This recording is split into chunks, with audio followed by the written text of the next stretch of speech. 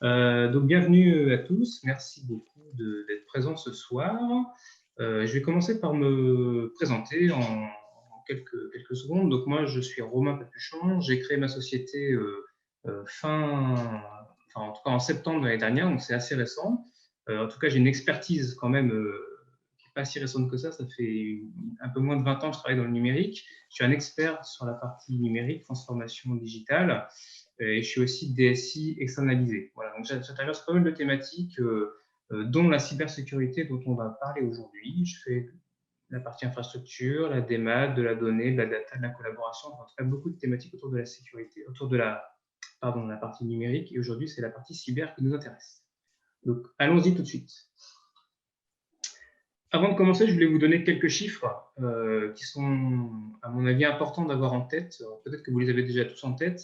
En 2020, il y a eu, entre le début 2020 et la fin 2020, 4 fois plus d'attaques de cybersécurité dénombrées par l'ANSSI, l'Agence de sécurité des systèmes d'information en France. Ils sont intervenus 4 fois plus fin 2020 que début 2020. Donc, on voit qu'il y a vraiment une forte augmentation, en tout cas, des sinistres cybersécurité. On voit aussi que 80% des attaques cybersécurité sont de type phishing. On va en reparler un petit peu tout à l'heure. Ce qu'on appelle le hameçonnage, on va en reparler un petit peu tout à l'heure. On a prévu un petit thématique là-dessus.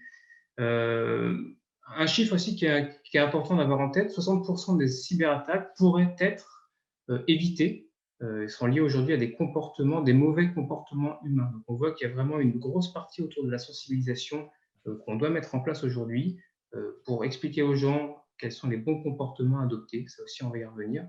On pourrait éviter quand même beaucoup d'attaques avec cette partie-là. 58% des attaques sont opportunistes et ne visent pas une entreprise en particulier. Donc, effectivement, il y a quelques entreprises qui sont ciblées, mais il y en a aussi beaucoup qui ne sont pas ciblées et qui, malheureusement, parce qu'ils sont mal protégés ou mal formés, se font cyberattaquer. Et puis enfin, un dernier chiffre, 43% de la cyberattaque visent les petites entreprises. Donc, il n'y a pas que les gros. On entend beaucoup parler des gros sur Internet, à la télé. Il y a aussi des petits. Voilà. Bon, c'était quelques chiffres pour repositionner. On va plutôt parler des différents conseils. C'est la thématique du jour. Alors, j'ai préféré faire quelque chose d'un peu interactif. Donc, ce que je vous propose à tous, c'est de vous connecter sur cette adresse-là. Donc, soit vous flashez avec votre téléphone portable ou votre tablette le petit flashcode. C'est un petit jeu qui vous permet de jouer avec moi et on va essayer d'être interactif. Donc, on va commencer par parler de la donnée, parce que pour moi, ce qui est important dans le système d'information, c'est la partie donnée. Ce n'est pas forcément l'ordinateur, le serveur, le réseau. C'est vraiment la donnée qui est au cœur de l'activité. On va commencer là-dessus. On y va? Alors, question numéro 1. Je suis capable de lister toutes mes données exposées sur Internet. Est-ce que vous êtes capable, enfin, vous, votre entreprise, est-ce que vous savez exactement ce qui est publié sur Internet? C'est ça la question. Donc, vrai, oui, je sais faire. Faux, non.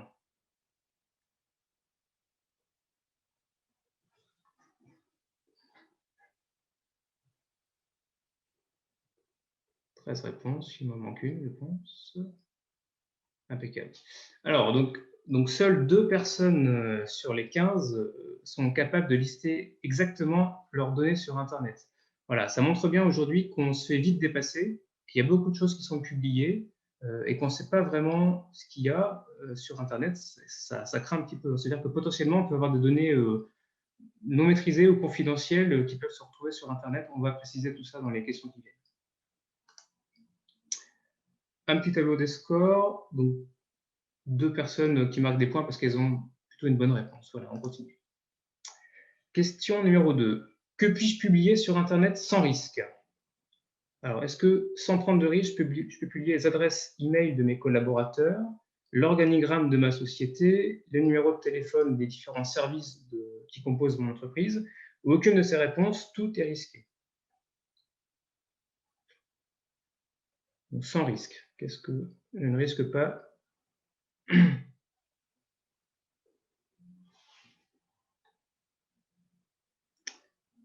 Alors, j'ai eu 3. Alors, un organigramme, on peut penser qu'il n'y a pas de risque de publier, mais en fait, si. On en voit beaucoup sur les sites Internet. La problématique, c'est que si moi j'étais un pirate et je veux attaquer votre société, je vais d'abord commencer à me renseigner finalement sur l'entreprise, savoir quelles sont les personnes clés de l'entreprise. Et via l'organigramme, je vais pouvoir avoir ces informations-là. Donc, il peut être risqué de mettre un organigramme nominatif sur son site internet. Donc, il est de bon ton de ne pas le mettre, effectivement. On aurait pu mettre les numéros de téléphone des services, parce que les services en eux-mêmes, ce n'est pas forcément confidentiel s'il n'y a pas les noms. Voilà, donc, je pense qu'on ne prend pas trop de risques en mettant les numéros de téléphone des services internes. Les emails des collaborateurs, effectivement, il faut éviter, c'est la même chose. Plus on donne d'informations sur Internet et plus on ouvre les risques. Alors, on continue. Donc, finalement, on a eu 0 bonne réponse à cette question-là. On continue. Quelles sont les précautions à prendre avant d'ouvrir une application sur Internet? Donc, en fait, avant d'exposer une application sur Internet, elle était interne, je veux l'exposer sur Internet, qu'est-ce que je dois prendre comme précaution? Est-ce que je dois mettre en place un antivirus, mettre en place un pare-feu, un firewall, mettre en place un VPN ou mettre en place une DMZ? Donc, c'est des éléments techniques du système d'information. Qu'est-ce qui va pouvoir me permettre d'ouvrir une application sur Internet? DMZ, ça veut dire quoi? Je vais l'expliquer juste après. Je ne peux pas répondre. Je sais pas. C'est la bonne réponse, en fait. Ah, ça doit être ça. Il doit manquer 2 réponses.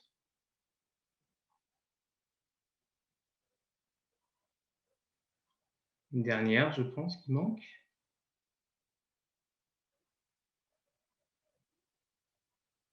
5 secondes pour se décider sur le dernier. Alors, il n'a pas de réponse. Alors, effectivement, la bonne réponse, c'est une DMZ. Une DMZ, c'est une zone démilitarisée. C'est une analogie avec le système militaire. En fait, effectivement, il y a 2 équipes, on va dire, qui veulent se combattre. Au milieu, on crée une zone démilitarisée une zone sans militaire, en tout cas, qui permet de pouvoir faire des échanges. L'objectif sur la partie système d'information, c'est de jamais mettre un lien direct entre Internet et vos données vraiment confidentielles d'entreprise. C'est de créer un SaaS intermédiaire. Donc, une DMZ, c'est un SaaS intermédiaire qui permet d'exposer une partie de l'application, mais pas les données sur Internet. Voilà les réponses. Donc ça, c'était la bonne réponse. L'antivirus, bien sûr, il est important sur les postes de travail et sur les serveurs. Le pare-feu, le firewall, il est évidemment important et c'est aussi lui qui va permettre de créer la DMZ, mais il n'est pas suffisant lui-même.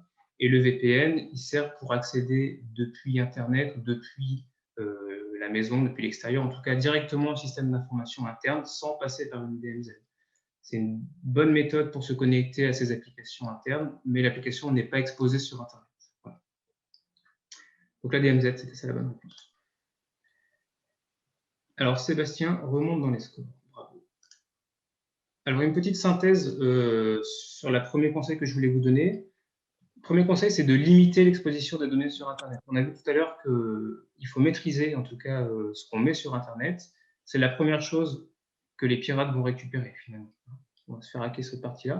Donc déjà, ne pas exposer les données qu'il n'y a pas besoin d'exposer. Par exemple, pourquoi un organigramme? On en a parlé tout à l'heure. Pareil, j'ai vu récemment, et on peut encore le voir, des applications qui sont référencées sur Google, par exemple. Lorsque je cherche une application de gestion du temps, par exemple pour un SDIS logiciel Agathe, on fait une recherche Agathe sur AGATT sur Internet et on tombe sur toutes les URL privées en fait, qui permettent d'accéder à l'application de gestion de temps. Pourquoi cette application-là, elle est ouverte sur Internet? Elle ne devrait pas en tout cas être référencée sur Google. Ensuite, autour de la donnée, effectivement, il faut réussir à savoir quel degré de criticité la donnée elle a. Je vous mettais 2 exemples. Est-ce qu'une brochure commerciale, ça a le même niveau de sensibilité qu'un secret industriel? Je ne crois pas. C'est-à-dire qu'il y a des données qui sont quand même plus sensibles que d'autres, comme un chiffre d'affaires de l'année dernière par rapport à vos prévisions budgétaires des années qui viennent.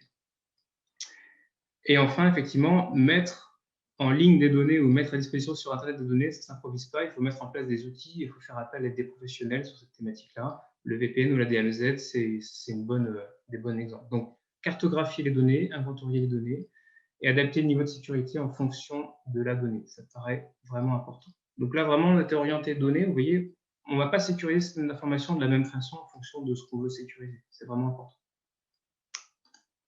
On passe au deuxième conseil sur le travail à distance. Donc, on revient à une petite question. Quelles sont les bonnes solutions pour travailler à distance ou en télétravail?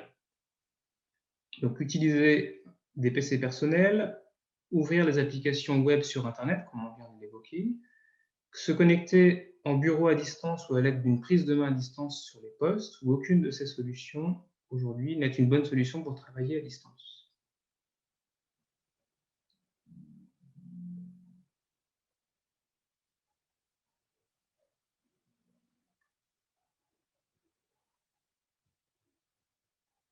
Ah, ça va vite, hein, tout le monde n'a pas une réponse.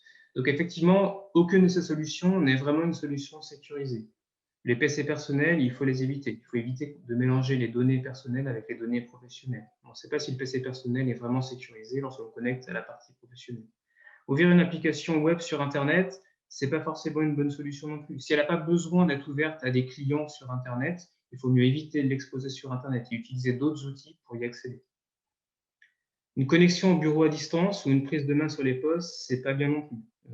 Enfin, c'est pas bien. En tout cas, le bureau à distance, c'est pas une bonne solution. C'est vraiment une faille de sécurité qui est très exploitée par les pirates pour prendre la main sur les postes de travail à distance. Et l'outil de prise de main à distance, je dirais oui si vraiment il est sécurisé. C'est-à-dire s'il y a quelqu'un au bout qui dit j'accepte la connexion sur mon poste. Il ne faut jamais autoriser des outils de façon automatique à prendre la main sur les postes. Donc voilà, donc effectivement, c'était plutôt aucune de ces solutions-là, ou alors vraiment les maîtriser comme il faut. On y va. Oh là là, on a Florent qui est bien remonté et on a Sarah également. Ouais. Hello, pour échanger un fichier, il est préférable d'utiliser alors un email, une plateforme collaborative, une clé USB chiffrée ou un serveur FTP.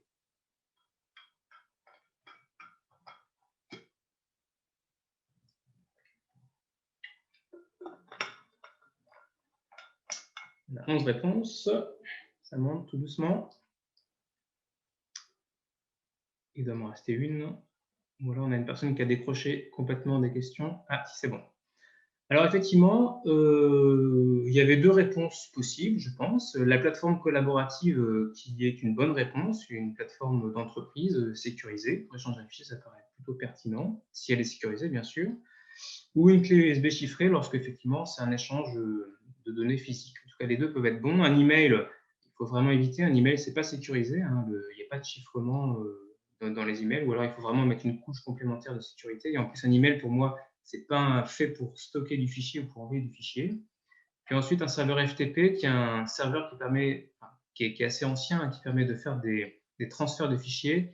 Il n'est pas sécurisé s'il s'appelle FTP. S'il s'appelle SFTP, il est un peu plus sécurisé. Mais bon, c'est un vieil outil et il faut mieux l'oublier aujourd'hui.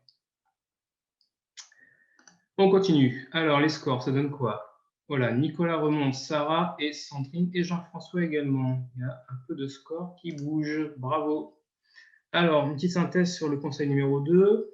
Donc, ce que je veux dire, c'est que sur le télétravail, ça a été mis effectivement rapidement en 2020 en place. Hein. Tout le monde a été bien obligé d'avancer assez rapidement dessus. Et aujourd'hui, il est temps de professionnaliser et de sécuriser ces thématiques-là. Donc, le VPN, pour moi, pour se connecter à l'entreprise, il est vraiment obligatoire. Si vous n'en avez pas encore aujourd'hui, je vous conseille fortement de le mettre en place. Et de faire attention aussi aux droits utilisateurs. Ne pas mettre tous les droits pour chacun des utilisateurs. Vraiment restreindre les droits aux bons éléments.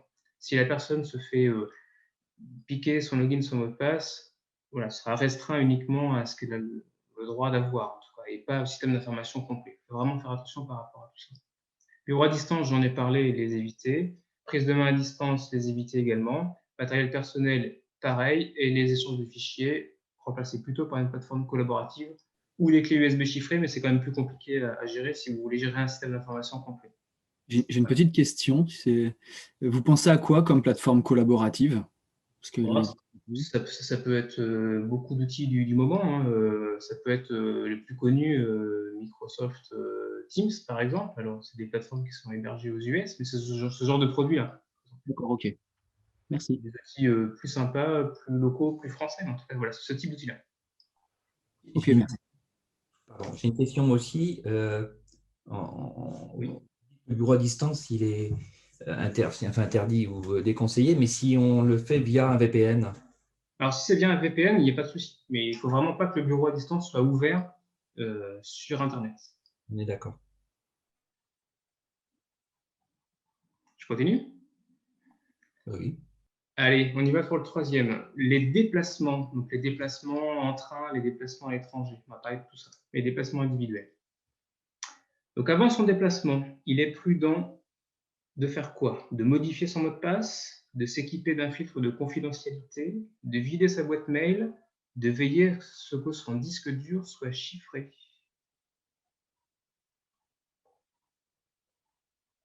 Alors, vous n'avez qu'une réponse possible hein, quand vous votez. Il y en a probablement plusieurs de bonnes.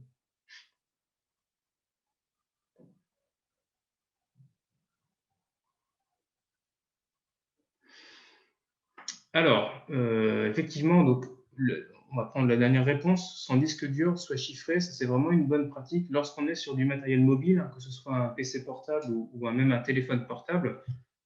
Si on perd son matériel, c'est très très facile de récupérer les données du disque dur, même si on n'a pas le mot de passe Windows. On débranche le disque dur et on le connecte à une autre machine, on récupère complètement toutes les données. La seule façon de ne pas récupérer les données, c'est de chiffrer son disque dur, donc avec des outils spécifiques. Microsoft en a, mais il y a aussi d'autres outils à côté, qui permettent vraiment de verrouiller avec une clé de sécurité les données et personne ne pourra les récupérer. Donc ça, c'est vraiment indispensable lorsque vous partez à l'étranger, notamment.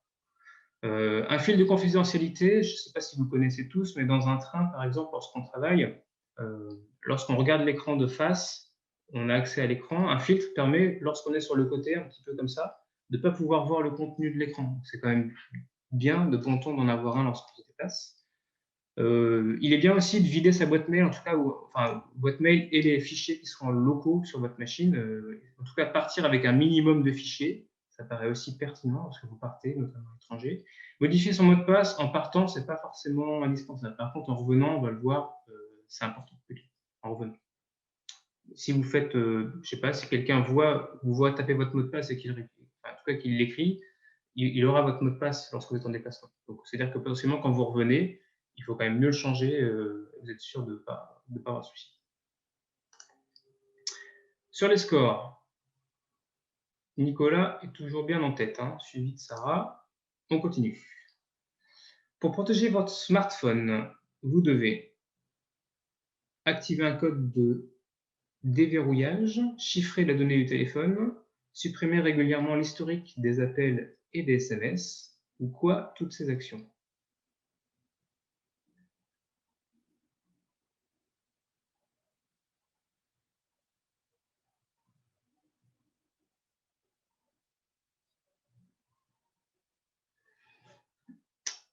Alors, effectivement, il faut tout faire. Donc, le chiffrement, j'en ai parlé, effectivement, c'est très important lorsqu'on se déplace, si on perd le téléphone. Un code de déverrouillage, c'est également indispensable. Vous savez, c'est soit un code, soit l'empreinte digitale, ou soit le fameux schéma qu'on débloque. Parce que si on perd le téléphone, tout le monde peut accéder au contenu s'il n'y a pas de code. Ça, c'est vraiment indispensable. En général, le chiffrement, aujourd'hui, il est fait de base hein, sur les téléphones, on ne s'en rend pas trop compte, mais les dernières versions de téléphone intègrent de base le chiffrement du téléphone. Ensuite, supprimer les appels et l'historique des SMS, c'est également important. Alors, je prends l'exemple vraiment un peu peut-être extrême, mais vous êtes un patron d'une grosse entreprise, vous partez à l'étranger, on vous vise, on vous vole votre téléphone volontairement, on accède au contenu de vos appels et vos SMS, on connaît exactement ce pourquoi vous êtes venu dans le pays, les relations que vous avez. Voilà, on peut vraiment monter un scénario d'attaque en faisant passer pour vous, en mettant en lien tous les éléments que vous avez. Donc, il est bien aussi de supprimer régulièrement cette partie historique pour pas trop que vous laissiez d'empreintes un peu partout.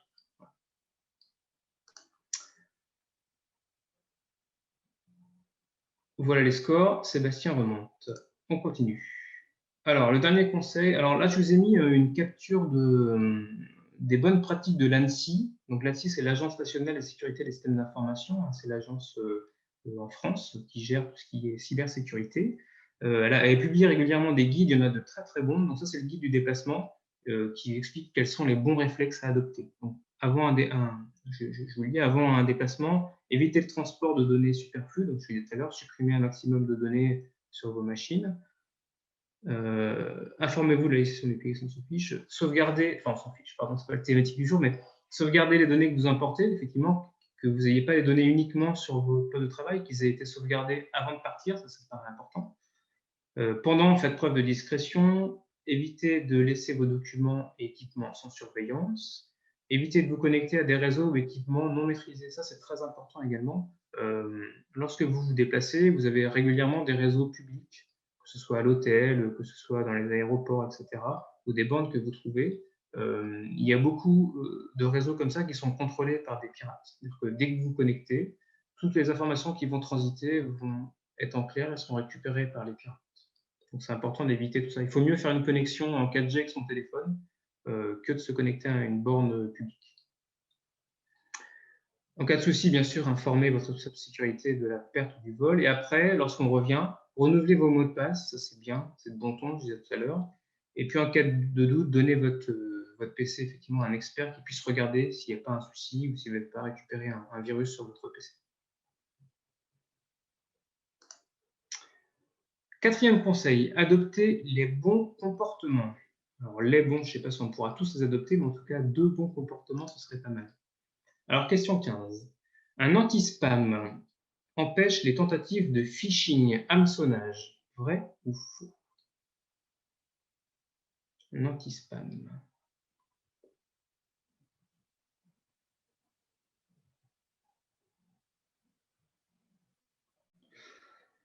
Alors voilà, donc alors c'est bien, bravo.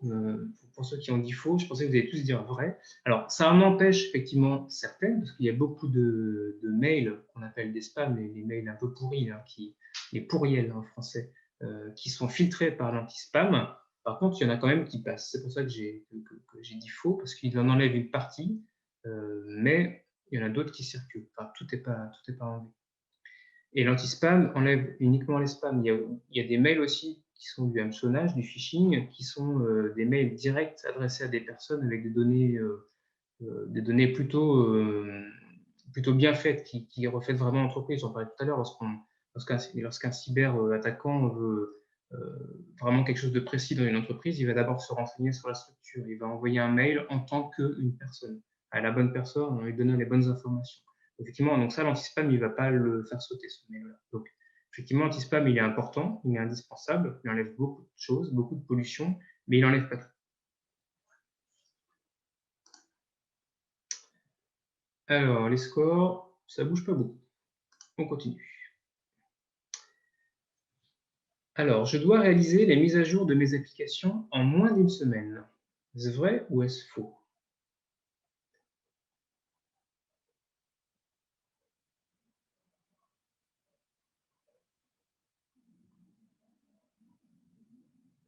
Alors, effectivement, j'ai mis une semaine, mais j'aurais pu mettre même un petit peu moins. Ce que je veux dire par là, c'est qu'il est vraiment important de ne pas repousser ces mises à jour. On voit très très souvent, notamment sur les téléphones, hein, par exemple, des applications qui disent bah oui, vous avez 20 applications à mettre à jour, 40, 50, et puis on ne le fait pas, on ne fait pas sûr. Pourquoi il y a des mises à jour? C'est ça qui est important. Une mise à jour, souvent, ça corrige un défaut de sécurité. Et c'est les défauts de sécurité qui sont utilisés par les attaquants, les cyberattaquants, pour pouvoir entrer et compromettre les données de l'entreprise. Donc, il est vraiment très important de réaliser régulièrement et rapidement les mises à jour, que ce soit sur le téléphone, sur le PC, mais aussi sur les serveurs, le système d'information, même les applications métiers, les grosses applications dont vous avez dans votre entreprise, c'est important également de les réaliser. Donc, une semaine, je ne sais pas trop, mais en tout cas, rapidement, c'était le message. Sébastien vient de passer premier. Je peux utiliser mon smartphone à la fois pour mes usages pro et perso. J'en ai parlé un petit peu tout à l'heure, je crois.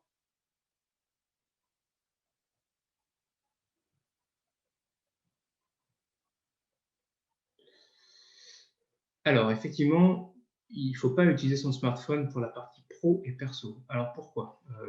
Sur la partie pro, en général, les applications sont maîtrisées par l'entreprise. C'est-à-dire que vous utilisez une application de mail, une application de métier, un CRM, etc., qui sont installés par l'entreprise, qui ont été en tout cas validés par l'entreprise. Côté perso, on installe beaucoup de choses, beaucoup d'applications gratuites parfois. Je prends, je sais pas, un lecteur de code barre QR code, par exemple, que vous utilisez tout à l'heure pour scanner le code barre. Ces applications-là, elles sont souvent gratuites. Et comme on dit souvent, si c'est gratuit, c'est toi le produit. Ça veut dire qu'il y a forcément une contrepartie derrière cette application-là. Donc, elle récolte des données. Potentiellement, il y a des applications aussi qui sont gratuites et qui embarquent des virus ou des codes malveillants.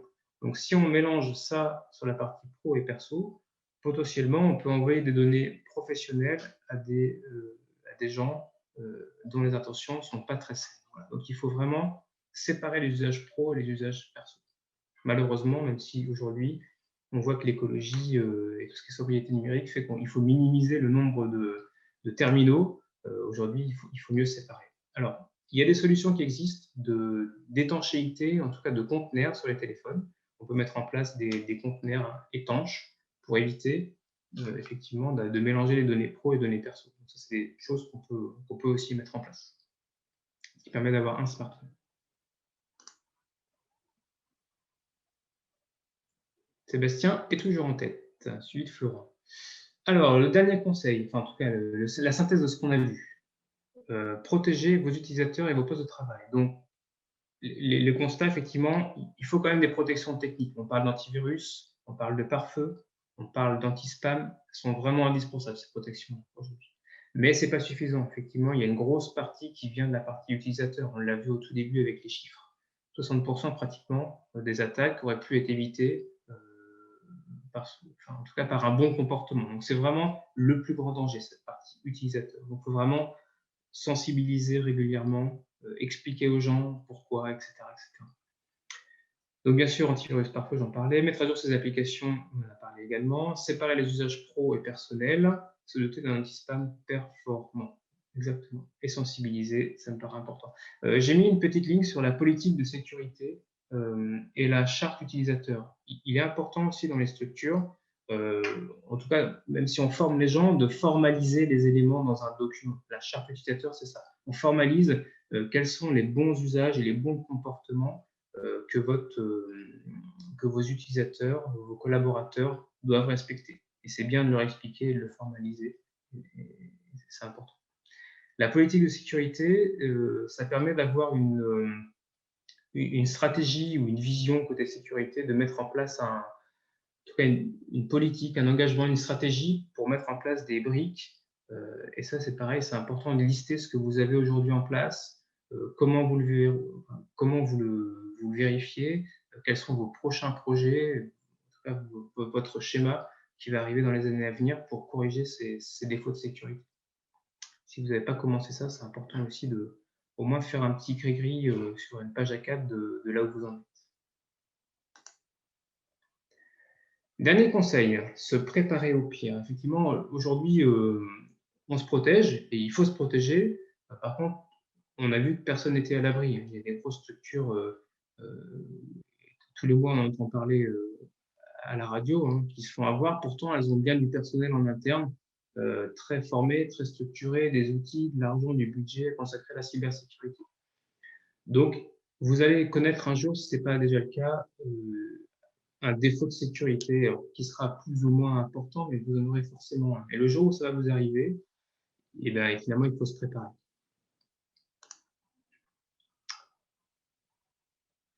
Pour minimiser l'impact d'un sinistre, qu'est-ce que je mets en place? Qu'est-ce que je peux mettre en place? Qu'est-ce que je dois mettre en place? Une sauvegarde efficace des données, des clauses dans les contrats avec mes prestataires, un plan de reprise d'activité ou toutes ces actions, bien sûr.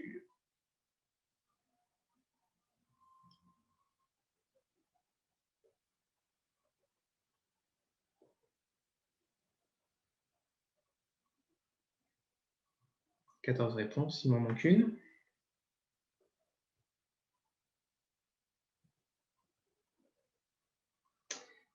Alors, effectivement, la sauvegarde, c'est un élément indispensable.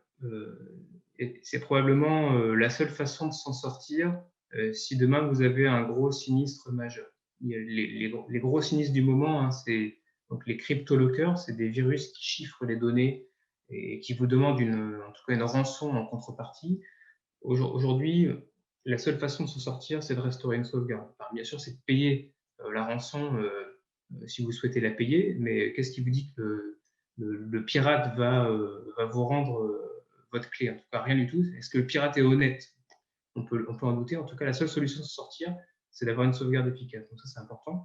Et qu'est-ce qu'une sauvegarde efficace? C'est une sauvegarde qu'on maîtrise, en tout cas, qu'on teste régulièrement. On sait combien de temps on peut revenir en arrière. On en parlera un petit peu tout à l'heure. Une sauvegarde, très important. Des clauses dans les contrats, c'est aussi important.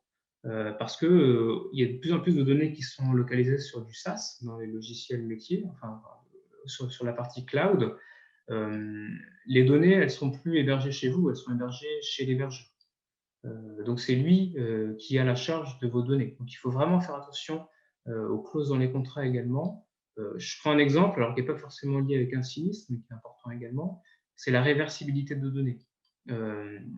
Vous avez un contrat pour 3 ans avec un fournisseur d'accès, enfin un fournisseur de solutions SaaS. Au bout de 3 ans, vous voulez changer de prestataire, vous arrêtez de payer votre contrat, il ne vous rend pas vos données.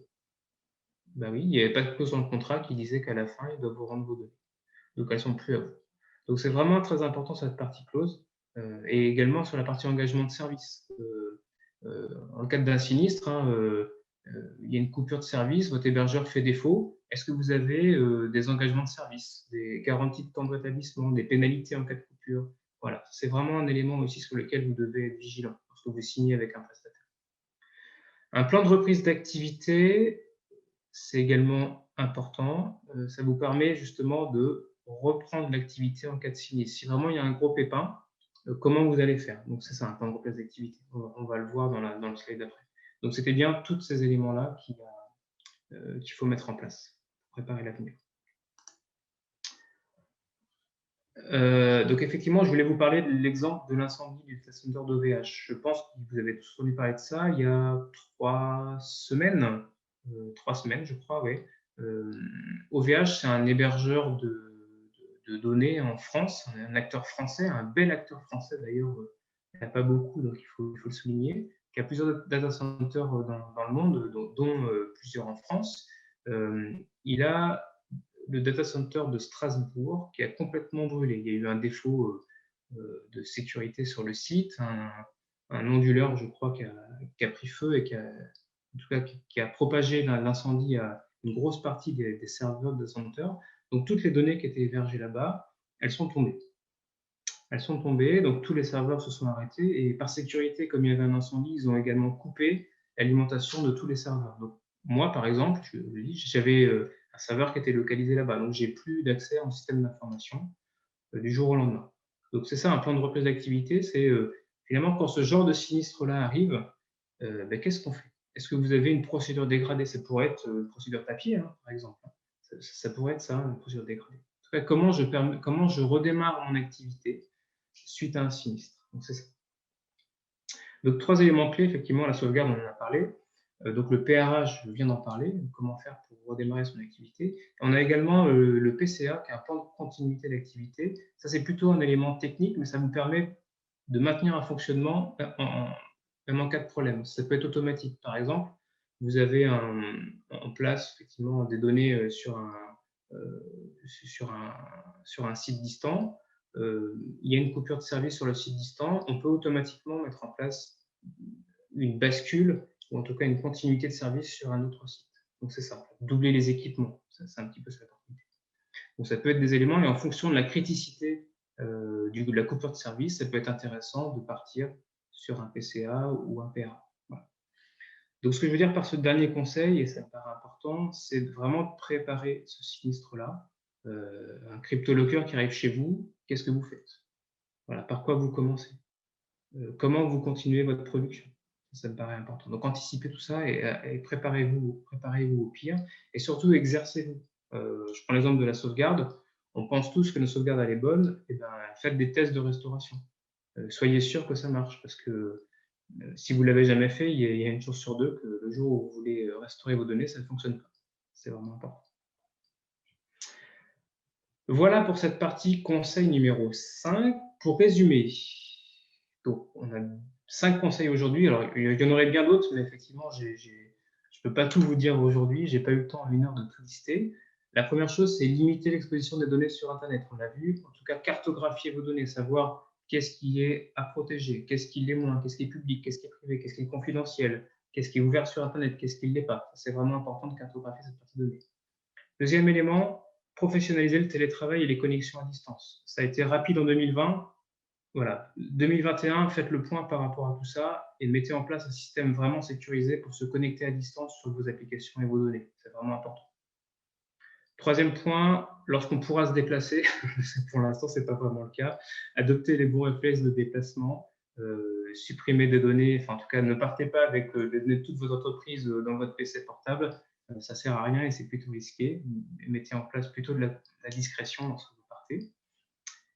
Quatrième point, protégez vos utilisateurs et vos postes de travail. Donc, on parle d'antivirus, d'anti-spam, de pare-feu et de sensibilisation surtout utilisateurs, de chartes, etc.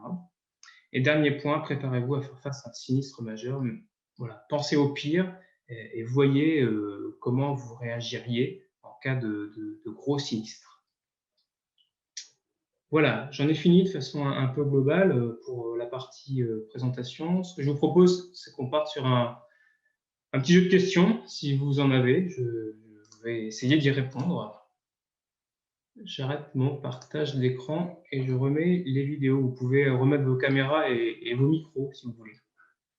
Si je peux me permettre. J'ai fait, à la limite, c'est presque plus sur mon besoin personnel, je veux dire, en tant que citoyen, où j'ai trouille bleue de tout ce qui se passe sur l'Internet. Hein. Bon, bénéfice de l'âge, on va dire. Sur les VPN, j'avais pris un petit bouquin à ma bibli qui s'appelait Sécuriser sa box Internet. Et donc, je crois que tu as évoqué les VPN. Hein. Bon, c'est effectivement qu'on est à distance, c'est sûr.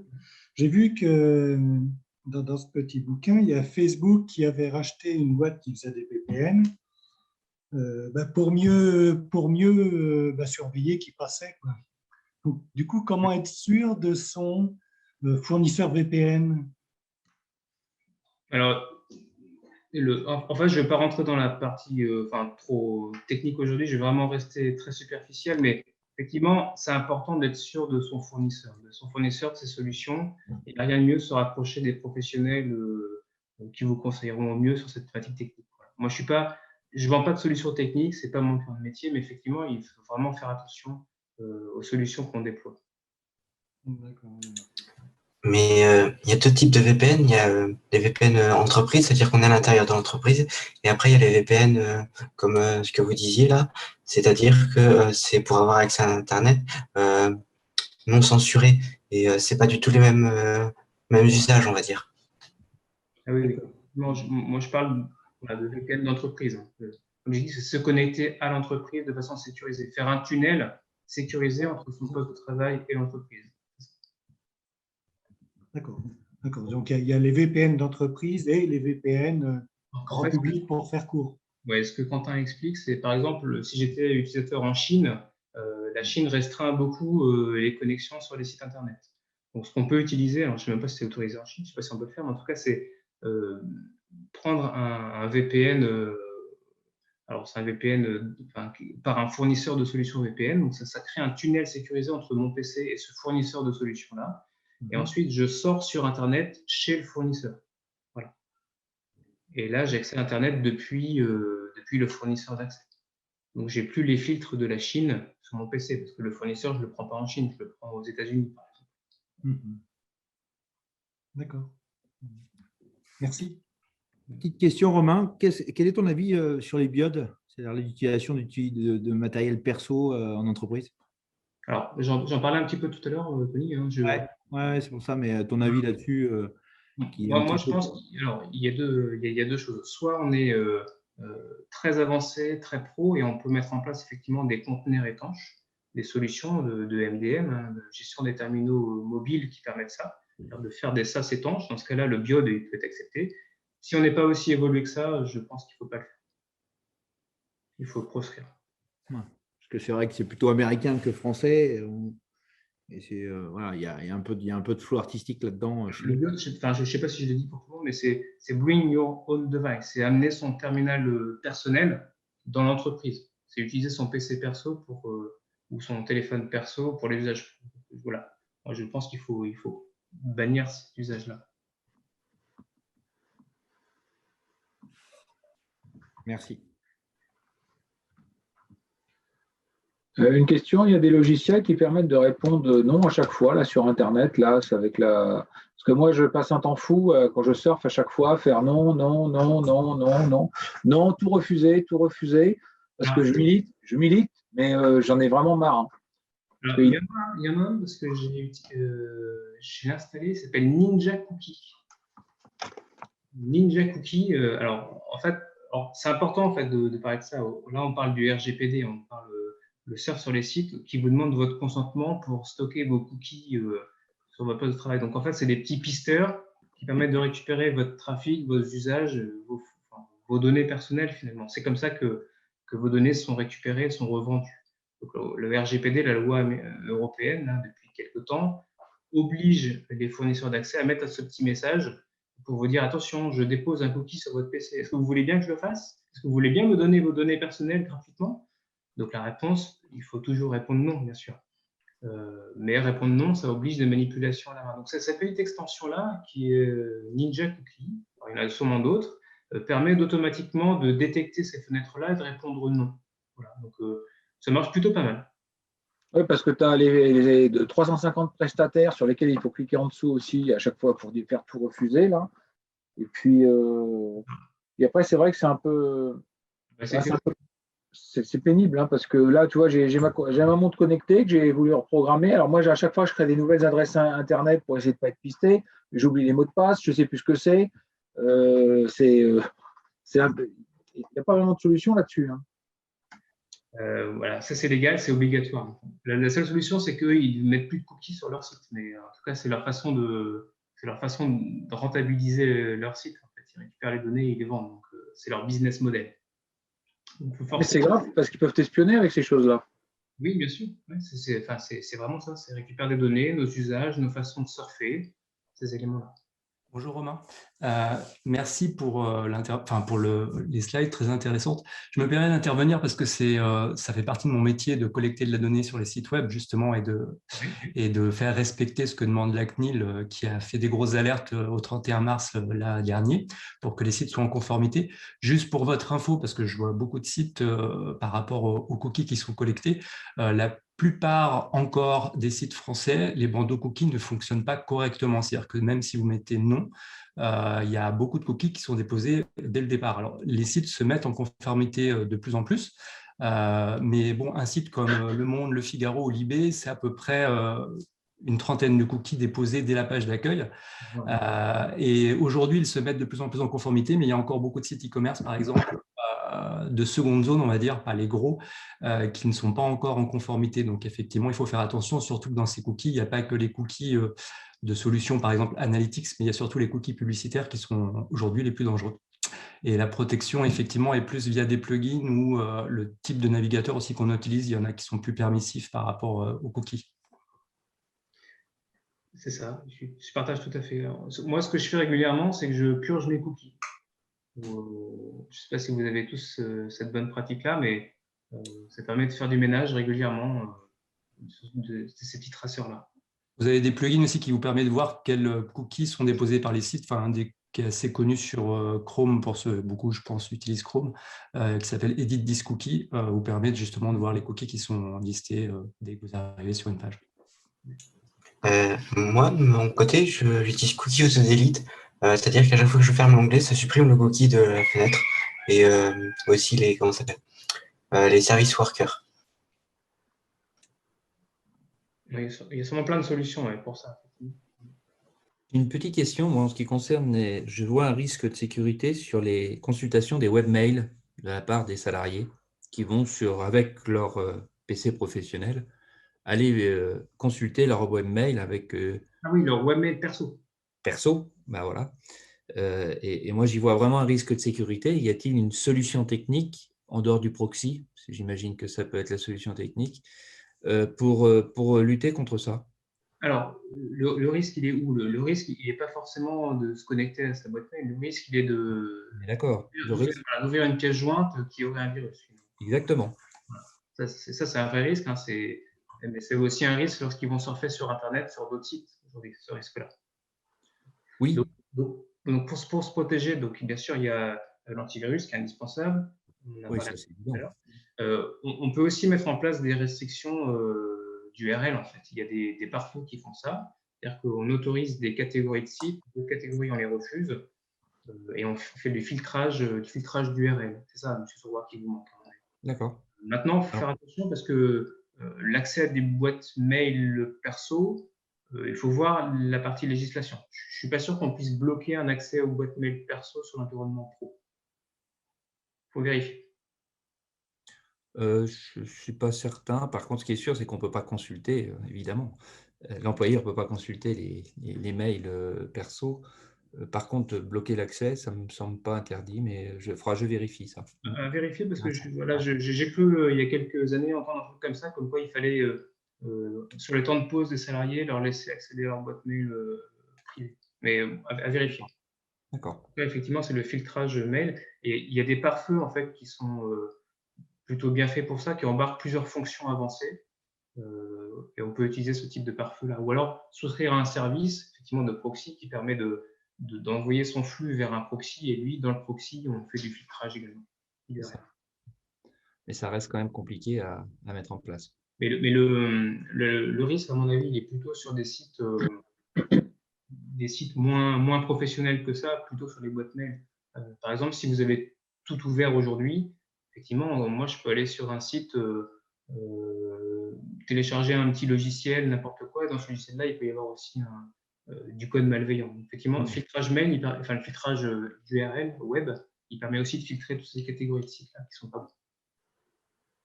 Ok, merci. Pas de souci. C'est quoi un proxy? Un proxy, ça permet d'envoyer dans un endroit central l'ensemble des flux. Lorsque je vais surfer, plutôt que chaque utilisateur aille sur Internet directement, ça concentre les flux vers un point unique, et ensuite ce point unique envoie sur Internet. Et ce proxy-là, on peut donner des fonctions, on peut bloquer des connexions, on peut mettre des règles, des politiques de sécurité. Et c'est quelque chose organisé dans une société? Organisé dans quoi, pardon? Dans une société, dans un réseau de société, ou c'est quoi? C'est ça. Ah, d'accord. On configure les postes de travail pour envoyer tout leur flux Internet, plutôt que de le faire directement sur Internet, vers un proxy qui est une machine physique, un serveur physique, qui lui va recevoir toutes les connexions de l'entreprise. Et c'est lui qui va ensuite relayer vers Internet les différentes connexions Internet. Ça permet de faire du filtrage, de faire du tri, d'équilibrer aussi la charge sur Internet. Alors, si on a plusieurs sorties Internet, on peut aussi utiliser le proxy pour équilibrer la charge et le flux sur différents liens Internet, par exemple. Et c'est pas un peu compliqué avec les connexions HTTPS? Il faut chiffrer, déchiffrer et envoyer après dans le data avec une autre clé?